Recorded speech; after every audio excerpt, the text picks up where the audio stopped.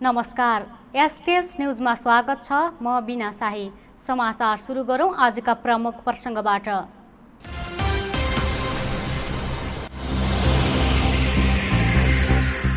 धनगढीको प्रहरी गणमा कार्यरत 38 प्रहरी सहित सुदूरपश्चिममा 70 जना संक्रमित थपिए। देशभर कोरोना संक्रमितको संख्या 50,000 नाग्यो।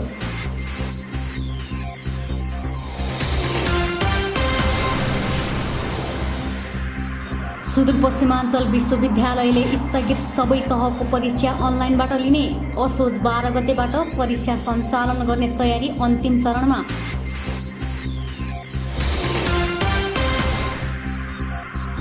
तलबको स्रोत स्पष्ट नभएपछि अनुदानका शिक्षक आन्दोलनमा।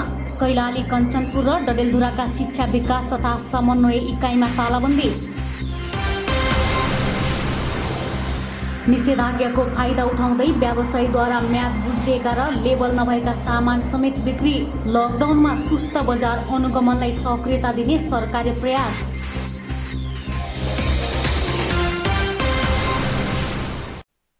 अब समाचार विस्तारमा। कैलालीमा 67 सहित सुदूरपश्चिममा बिहीबार थप 70 जनामा कोरोना पुष्टि भएको छ। सेती प्रादेशिक अस्पतालको प्रयोगशाला र डोटी अस्पतालको प्रयोगशालामा गरेको परीक्षणमा 70 जनामा कोरोना पुष्टि भएको छ। संक्रमण पुष्टि हुनेमा सुदूरपश्चिम प्रदेश सशस्त्र प्रहरीगण मुख्यालय धनगढीमा कार्यरत 38 जना प्रहरी छन्। सेती प्रादेशिक अस्पतालको प्रयोगशालामा पछिल्लो 24 घण्टामा 319 जनाको कोरोना परीक्षण भएकोमा 69 जनामा संक्रमण पुष्टि भएको छ। सूचना अधिकारी दिलीप कुमार श्रेष्ठका अनुसार धनगढी उपमहानगरपालिकाका मात्रै 50 जनामा संक्रमण पुष्टि भएको छ। त्यसमा 9 महिला र 41 पुरुष छन्। यस्तै गोदावरी नगरपालिकाका 13 जना, कैलाली गाउँपालिकाका 1 जना, चुरे गाउँपालिकाका 2 जना, घोडागोडी नगरपालिकाका 1 जना र कञ्चनपुरको पुनर्वासका 2 जना संक्रमित थपिएको श्रेष्ठले बताए। डोटी प्रयोगशालामा भएको परीक्षणमा 1 जनामा संक्रमण पुष्टि भएको छ। 61 जनाको कोरोना परीक्षण भएकोमा 1 जनामा संक्रमण पुष्टि भएको अस्पतालले जनाएको छ।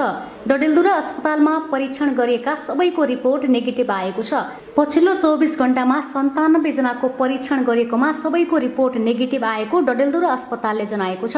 यो सँगै सुदूरपश्चिममा संक्रमितको संख्या 6388 पुगेको छ। उनीहरूमध्ये 5394 जनाले कोरोना जितेका छन् भने 14 जनाको मृत्यु भइसकेको छ। यसैबीच धनगढीमा कार्यरत थप 37 जना प्रहरीमा कोरोना संक्रमण पुष्टि भएको छ। सेती प्रादेशिक अस्पतालको प्रयोगशालामा भएको परीक्षणमा थप 37 जनामा कोरोना पुष्टि भएको प्रदेश प्रहरी कार्यालयका निमित्त प्रमुख प्रहरी वरिष्ठ उपरीक्षक मुकेश सिंहले बताए। उनका अनुसार सबै संक्रमित सुदूरपश्चिम प्रदेश सशस्त्र प्रहरीगण मुख्यालय धनगढीमा कार्यरत छन्। उनीहरूको दर्जा भने खुलाइएको छैन। यसअघि बुधबार गणका कार्यरत 4 जना प्रहरीमा संक्रमण पुष्टि भएको थियो। नेपालमा पछिल्लो 24 घण्टामा थप 1246 जनामा कोरोना भाइरसको संक्रमण पुष्टि भएको छ। यो सँगै नेपालमा कोरोना संक्रमितको कुल संख्या 50,465 पुगेको छ।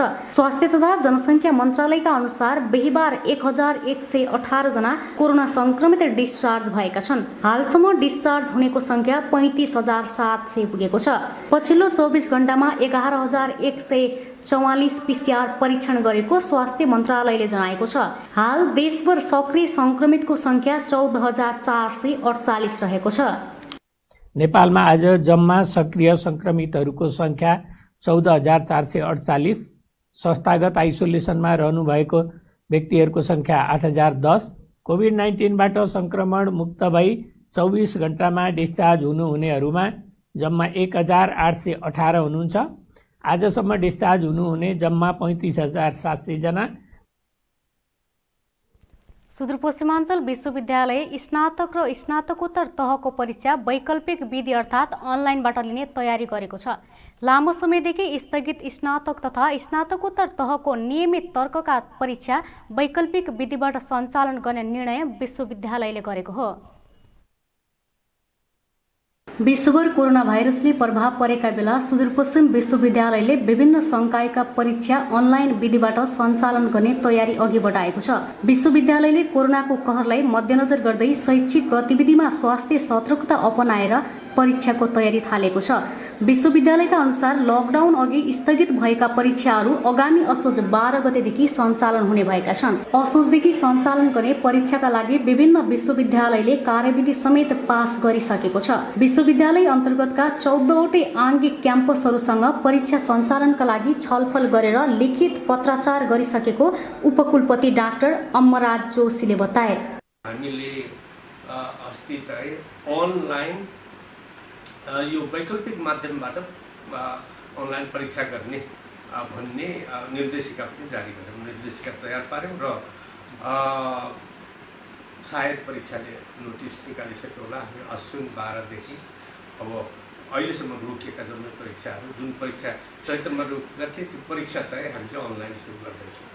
विश्वविद्यालयको अनलाइन परीक्षामा सहभागी हुन इन्टरनेट नभएका विद्यार्थीसम्म त्यसको पहुँच बढाउन नेपाल टेलिकमसँग छलफल गरिरहेको बताइएको छ। विश्वविद्यालयले वैकल्पिक माध्यमबाट परीक्षा सञ्चालन, व्यवस्थापन तथा मूल्याङ्कन सम्बन्धी निर्देशिका 2077 जारी गरेको छ। विश्वविद्यालयमा अध्ययनरत विद्यार्थीले पनि विश्वविद्यालयको परीक्षा सञ्चालन गर्ने निर्णय सकारात्मक भएको बताएका छन्।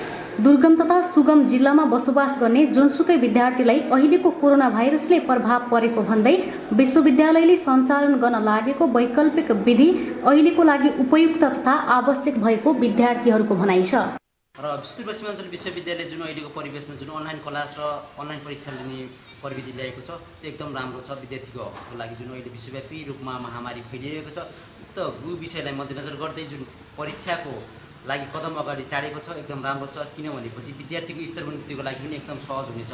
अनि विद्यार्थीको पढाइ एकदम निरन्तर कन्टिन्युता जानको लागि विश्वविद्यालय यस्ता आवश्यकता पछिको लागि पनि यस्ता प्राविधिकको आवश्यकता हुँदाखेरि अहिले होइन पछिको लागि पनि आवश्यकता भइदियो। अहिले नै छिट्टै नै यस्तो कदम चालेको हुँदाखेरि पछिको लागि पनि एकदम आवश्यक पर्ने भएकाले यो एकदम राम्रो भएको। अनलाइन परीक्षाका लागि विश्वविद्यालयले सिकाइ व्यवस्थापन प्रणाली नामक सफ्टवेयर समेत निर्माण गरेको जनाइएको छ। सफ्टवेयर मार्फत परीक्षार्थीलाई व्यक्तिगत इमेलमा प्रश्न पत्र पठाइनेछ।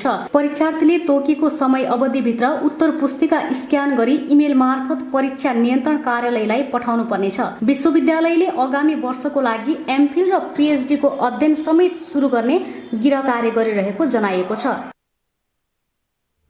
वाणिज्य आपूर्ति तथा उपभोक्ता संरक्षण कार्यालयले अत्तरिया बजार क्षेत्रमा अनुगमन गरेको छ।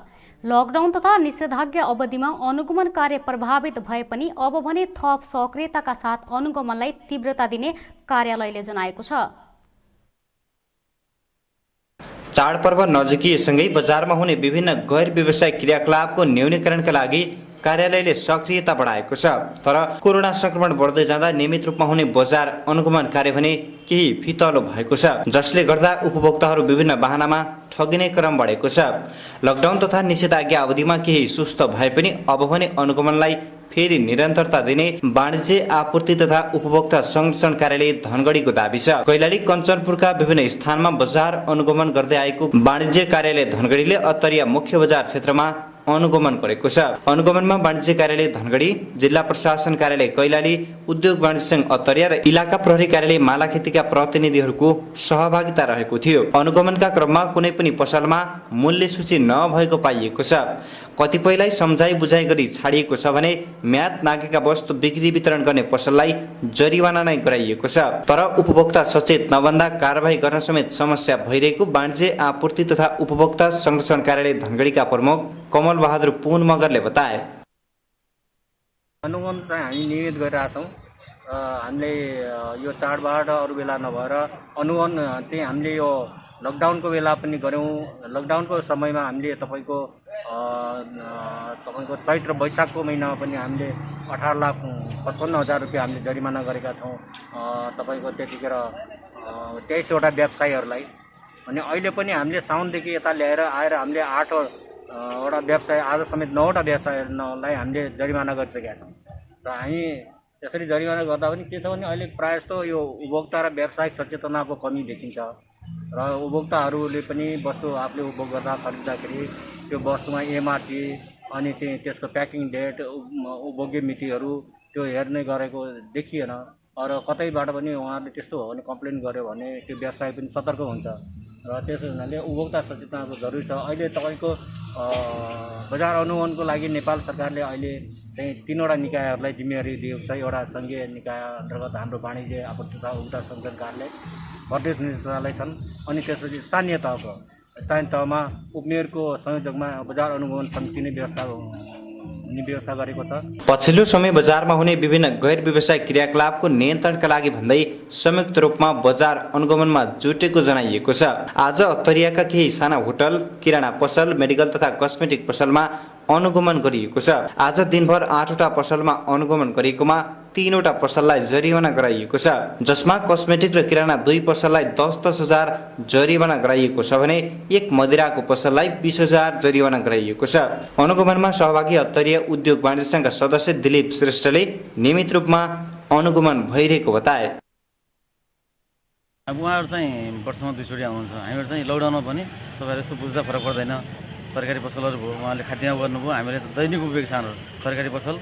अनि हजुरको मासु हुन्छ नि त, मासुहरू भयो, यस्तोमा हामीले चाहिँ अत्तरिया उद्योग वाणिज्य सङ्घले आफ्नो एरियाभरि, गोदावरी नगरपालिकाभरि हाम्रो एरिया पर्छ, हामीले महिनामा गरेर आउँछौँ। हामीहरूले विशेष गरी खाद्य वस्तु तथा मेडिकल सामग्रीहरूमा उपभोक्ता बढी ठगिने गरेका छन्। तर जति नै ठगिए पनि उपभोक्ताबाट ठगिएको गुनासो निकै कम मात्रामा आउने गरेको छ। कतिपय व्यवसायीले भने बजार अनुगमन कार्यलाई सकारात्मक रूपमा लिएका छन्। अत्तरियाका लोकराज उपाध्यायको पसलमा अनुगमन टोली पुग्दा पसलमा मूल्य सूची नै नभएको पाइएपछि मूल्य सूची राख्न आग्रह गरिएको छ। उनले व्यवसायका लागि यो सुध्रिने मौका भएको भन्दै उपभोक्ताको स्वास्थ्यप्रति कसैले पनि खेलवाड गर्न नहुने बताए। हैन, कुनै पनि काम यस्तो कुनैले अनुगमन गर्नु राम्रो हो हैन, राम्रो हो, व्यवस्थित तरिकाले गर्नु राम्रो हो, सबै गर्नुपर्छ हैन। नगरेपछि मान्छेहरू यो कालोबजारी भयो हैन, यस्ता अखाद्य चिजहरू, ड्यामेज भएको चिजहरू बेच्न यिनीहरूले प्रोत्साहन हटाउँछ यसले गर्दा हैन। यसले अनुगमन गर्दाखेरि अब कस्तो भन्दाखेरि अब माल त सबै सचेत नागरिक छ नि अहिले, बिना लेबल हेरेर, बिना हेरेर, बिना डेट हेरेर कसैले किन्दैन हैन। किन्नु पनि हुँदैन र हामीले बेच्नु पनि हुँदैन। सुदूरपश्चिममा गत 24 घण्टामा विभिन्न अपराधी क्रियाकलापमा संलग्न 1 दर्जन व्यक्ति पक्राउ परेका छन्। यसमध्ये अधिकांश बलात्कारको आरोपमा पक्राउ परेका छन् भने केहीलाई लागु औषध र अन्य अपराधी संलग्न भएको आशंकामा प्रहरीले समातेको छ। केही दिन यता सुदूरपश्चिममा बलात्कारका घटना बढेका छन्। धनगढीमा 21 वर्षीय एक युवतीमाथि सामूहिक बलात्कार गरेको आरोपमा 4 जना पक्राउ परेका छन्। धनगढीको वडा नम्बर 4 स्थित डडेलधुरा रेस्टुरेन्ट एन्ड बारमा बोलाई 4 जनाले जबरजस्तीकरण गरेको भन्दै युवतीले प्रहरीमा उजुरी दिएपछि उनीहरू समातिएका हुन्। युवतीको उजुरीको आधारमा होटल सञ्चालक कञ्चनपुर भीमदत्त नगरपालिका 9 का 20 वर्षीय सञ्जु पाल, डडेलधुराको अमरगढी नगरपालिका 1 का 20 वर्षीय हेमन्त दियाल, डडेलधुराकै नवदुर्गा गाउँपालिका 2 का 24 वर्षीय दीपक भट्ट र डडेलधुराकै अजयमरु गाउँपालिकाका 1 का 21 वर्षीय टङ्कधामी पक्राउ परेका छन्। पक्राउ परेका सबैमाथि थप अनुसन्धान भइरहेको जिल्ला प्रहरी कार्यालय कैलालीका प्रवक्ता प्रहरी नायब उपरीक्षक प्रतीक विष्टले बताए। कैलाली प्रहरीले ब्राउन सुगर सहित धनगढी 8 क्याम्पस चोकमा अभिषेक गौतमलाई पक्राउ गरेको छ। प्रहरीले विशेष सूचनाका आधारमा उनको सुत्ने कोठाबाट 2 ग्राम 820 मिलिग्राम ब्राउन सुगर फेला पारेको हो। पक्राउ परेका गौतममाथि थप अनुसन्धान भइरहेको जिल्ला प्रहरी कार्यालय कैलालीका प्रवक्ता प्रहरी नायब उपरीक्षक प्रतीक विष्टले बताए। डोटी जोरायल गाउँपालिका 3 बरमका 31 वर्षीय टेक बहादुर ओली युवती बलात्कारको आरोपमा पक्राउ परेका छन्। इलाका प्रहरी कार्यालय जोरायलका प्रहरी नायब निरीक्षक महेन्द्र थापाका अनुसार बिरामी युवतीलाई झारफुक गर्ने भनी एक्लो अवस्थामा भेटेर बलात्कार गरेको उजुरीका आधारमा उनलाई पक्राउ गरेको हो। अभियुक्त ओलीले झारफुक गर्ने र सन्तान नहुने हुन सक्ने भनी युवतीलाई बलात्कार गरेको प्रहरी कार्यालयमा उजुरी परेको छ। उता बैतडीको सिगास गाउँपालिकाकी 17 वर्षीय किशोरी बलात्कार प्रकरणमा प्रहरीले थप 2 जनालाई पक्राउ गरेको छ। किशोरीका आफन्तले दिएको जाहेरीमा सिगासकै दानबहादुर बोहरा र धनबहादुर बोहरालाई पक्राउ गरेको जिल्ला प्रहरी कार्यालयका प्रमुख प्रहरी निरीक्षक नारायण प्रसाद अधिकारीले जानकारी दिए। यसअघि सोही घटनामा संलग्न रहेको आरोपमा शिक्षक खडक बोहरा, गाउँपालिकामा कार्यरत केशव बोहरा र स्थानीय रामसिंह बोहरालाई पक्राउ गरेर अनुसन्धान भइरहेको छ। यसैबीच डडेलधुराको परशुराम नगरपालिका वडा नम्बर 7 सादनीमा सशस्त्र प्रहरीले बोर्डर आउटपोस्ट स्थापना गरेको छ। भारतीय सीमावर्ती क्षेत्रमा हुने अपराध न्यूनीकरणका साथै सीमा क्षेत्रमा हुने चोरी तस्करी नियन्त्रणका लागि पोस्ट स्थापना गरेको सशस्त्र प्रहरी बलले जनाएको छ। वैद्यनाथ बाहिनी मुख्यालयका बाहिनीपति हरिशंकर बुढाथोकी र परशुराम नगरपालिका वडा नम्बर 7 का अध्यक्ष केशव बहादुर बोहराले संयुक्त रूपमा सशस्त्र प्रहरी बल नेपाल बोर्डर आउटपोस्ट उद्घाटन गरेका छन्। सशस्त्र प्रहरीले यसअघि परशुराम नगरपालिका 5 को परिगाउँ र वडा नम्बर 3 को शीर्षमा बोर्डर आउटपोस्ट सञ्चालनमा ल्याइसकेको छ। एसटीएस न्यूजमा अब एकैछिन ब्रेकमा जानुअघि प्रमुख समाचार पुनः एकपटक।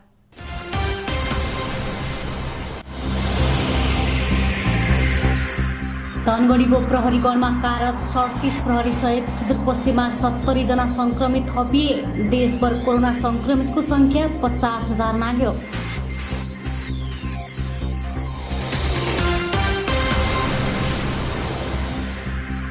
सुदूरपश्चिमाञ्चल विश्वविद्यालयले स्थगित सबै तहको परीक्षा अनलाइनबाट लिने। असोज 12 गतेबाट परीक्षा सञ्चालन गर्ने तयारी अन्तिम चरणमा।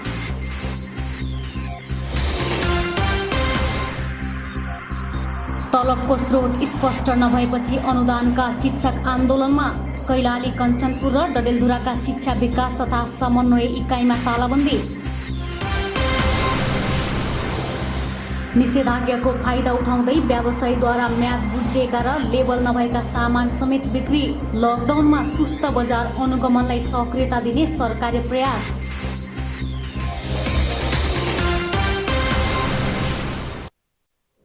ब्रेकपछि एसटीएस न्यूजमा स्वागत छ। अब बाँकी समाचार।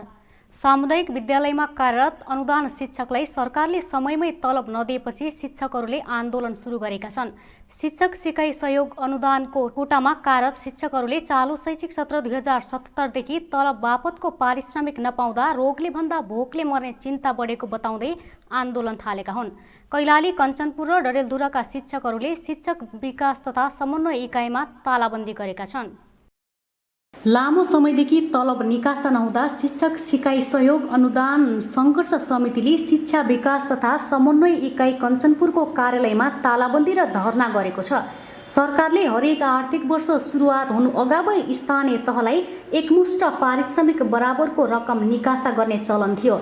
तर चालु आर्थिक वर्षमा बजेट निकास नहुँदा शिक्षकले तलब खान नपाएको कारण बाध्य भएर आन्दोलनको बाटो अपनाउँदै तालाबन्दी गरेको शिक्षक केशव बहादुर साउदले बताए।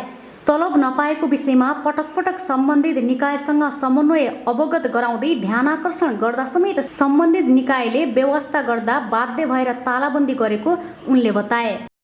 विगत लामो समयदेखि जुन किसिमको यो शिक्षण सिकाइ सहयोग अनुदान सङ्घीय सरकारबाट प्राप्त हो, यो चाहिँ आर्थिक वर्ष सुरु हुनुभन्दा पहिला नै असार मसान्तमा निकासा भइसक्नु पर्ने यो चाहिँ विगतको प्र्याक्टिस हो।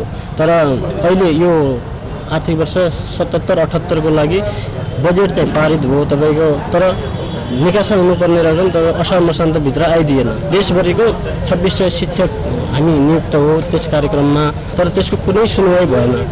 त्यसकारण हामी चाहिँ अब चाहिँ हामीले चाहिँ एकदम सशक्त रूपले सङ्घर्षको बाटोमा जानुपर्छ भन्ने हिसाबले अब हामी यो तालाबन्दी कार्यक्रममा सहभागी भएका छौँ। कोरोना कहर चलिरहेका बेला पारिश्रमिक नपाएपछि बालबच्चा पाल्न समेत धौधौ भइरहेको शिक्षक सिकाइ सहयोग अनुदान सङ्घर्ष समितिका सचिव केशव सिंह कोरले बताए। शिक्षा विभागमा पटक पटक बुझ्दा पनि झुटो आश्वासन मात्रै पाएकोले दबाब स्वरूप तालाबन्दी गर्न बाध्य भएको उनको भनाइ छ। केटाकेटी बालबच्चा पनि पाल्नुपर्ने हुन्छ, त्यही तलबमै निर्भर छौँ हामीले पटक पटक मन्त्रालय विभागतिर सरहरूलाई फोन गर्दाखेरिमा उहाँहरू भन्नुहुन्छ, कहिले भन्नुहुन्थ्यो नानी आउँछ असोज कार्तिकसम्म आउँछ, धैर्य गर्नुहोस् असोज कार्तिकसम्म आउँछ भन्ने कुरा गर्नुहुन्थ्यो। अनि विभिन्न जवाबहरू चाहिँ फरक फरक पछिल्लो चरणमा चाहिँ त्यो अहिले स्वयंसेवक शिक्षकहरूलाई चाहिँ पठाउने सम्भावना भइरहेछ, कार्यविधि बन्दैछ, तपाईँहरूको हुन पनि सक्छ नहुन पनि सक्छ भन्ने जस्ता आउँदाखेरिमा यो आधिकारिक निर्णय कुनै नआउँदाखेरिमा हामीले चाहिँ यो आधिकारिक निर्णय आओस् र हाम्रो फेभरमा चाहिँ त्यो कार्यविधि पनि बनोस् भन्नको निमित्त पनि यो दबाब सिर्जना गर्नको निमित्त हामी तालाबन्दी गरिरहेछौँ।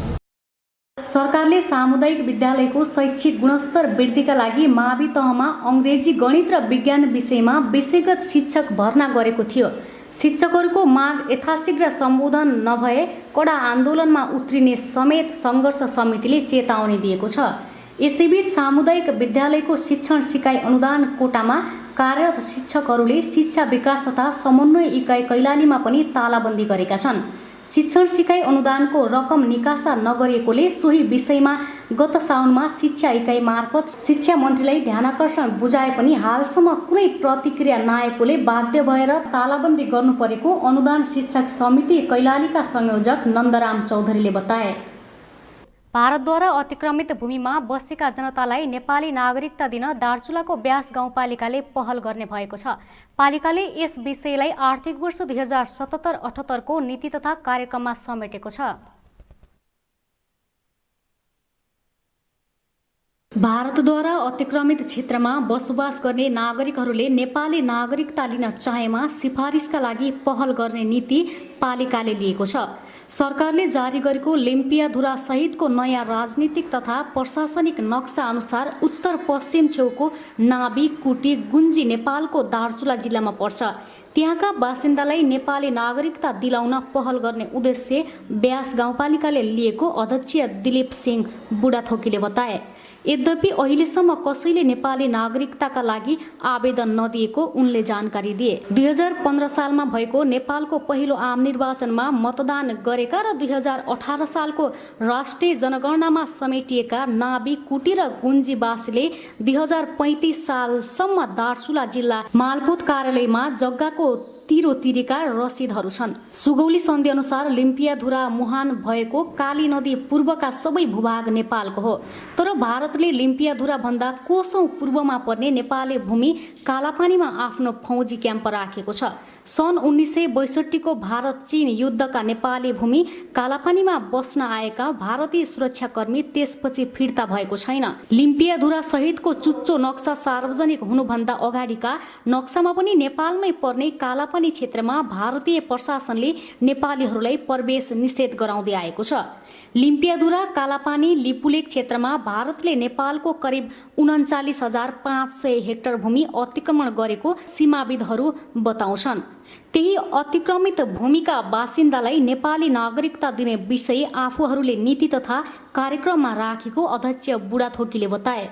यसैबीच गाउँपालिकाले अतिक्रमित भूमि समेटेर वृत्तचित्र बनाउने विषयलाई समेत नीति तथा कार्यक्रममा राखेको छ। सामरिक महत्त्व बोकेको एवं त्रिदेशीय सीमामा अवस्थित र दशौंको देखि अतिक्रमित राष्ट्रिय भूमि लेपुले कालापानी लिम्पियाधुरा सहित समग्र ब्यास गाउँपालिकाको परिचय झल्कने गरी डकुमेन्ट निर्माण गर्ने ब्यास गाउँपालिकाको नीति तथा कार्यक्रम छ। सामाजिक सांस्कृतिक भाषिक लगायतका विषय समेट्ने डकुमेन्ट्री गुमेको भूमि फिर्ता ल्याउन सहयोग हुने गाउँपालिकाका अध्यक्ष बुढाथोकीको विश्वास छ। भारत सरकारले नाबी कुटी गुन्जीवासीलाई रोजगारी स्वास्थ्य शिक्षा आदिमा विशेष सुविधा उपलब्ध गराएको छ।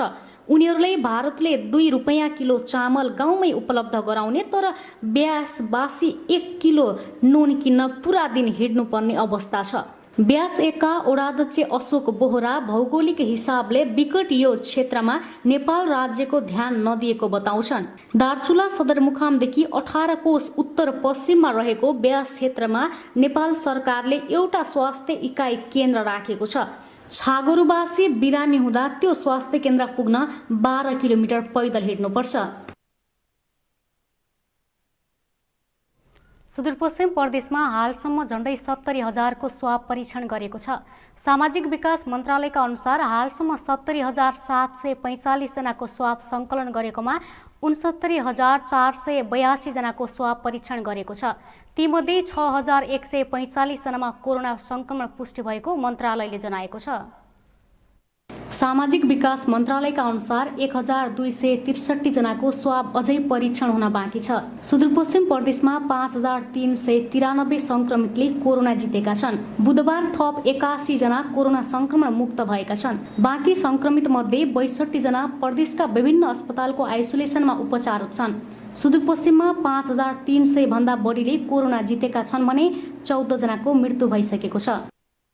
पीसीआर विधिद्वारा जाँच गर्नको लागि आजसम्म 70,745 जनाको चाहिँ स्वाबको नमुना सङ्कलन गरिएको छ, जसमध्ये 69,482 नमुनाहरूको जाँच गरिएको छ भने जसमध्ये 63,337 वटा नमुनाहरूको नतिजा नेगेटिभ रहेको छ।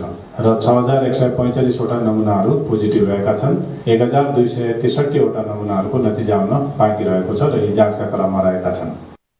यसैबीच धनगढीमा कार्यरत थप 5 जना प्रहरीमा कोरोना संक्रमण पुष्टि भएको छ।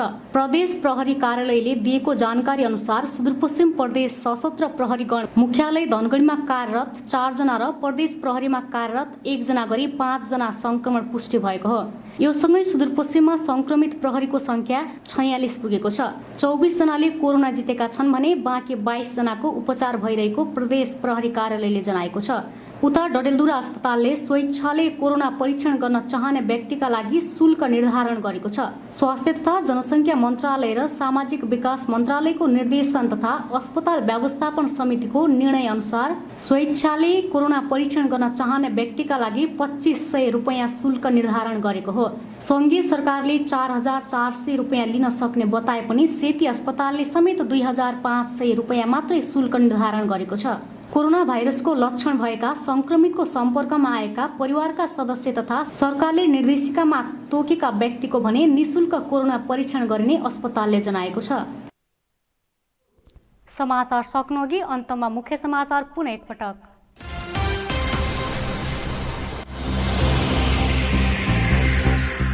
धनगढीको प्रहरी गणमा कार्यरत 37 प्रहरी सहित सुदूरपश्चिममा 70 जना संक्रमित थपिए। देशभर कोरोना संक्रमितको संख्या 50,000 नाग्यो।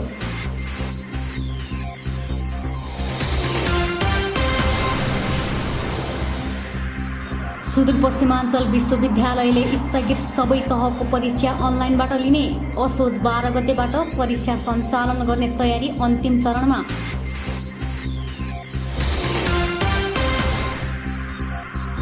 तलबको स्रोत स्पष्ट नभएपछि अनुदानका शिक्षक आन्दोलनमा। कैलाली, कञ्चनपुर र डडेलधुराका शिक्षा विकास तथा समन्वय इकाइमा तालाबन्दी। निषेधाज्ञाको फाइदा उठाउँदै व्यवसायीद्वारा म्याद बुझिएका र लेबल नभएका सामान समेत बिक्री। लकडाउनमा सुस्त बजार अनुगमनलाई सक्रियता दिने सरकारी प्रयास।